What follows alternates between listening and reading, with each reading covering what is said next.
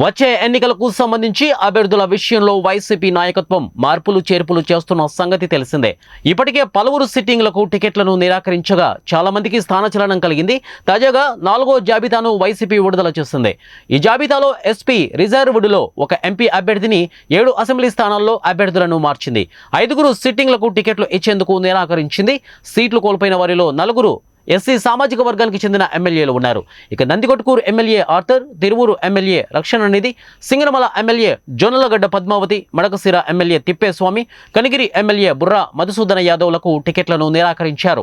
Deputy CM Gangadhar Nellore MLA నారాయణస్వామిని Chittoor parliament నియోజకవర్గ ఇన్ఛార్జిగా నియమించారు.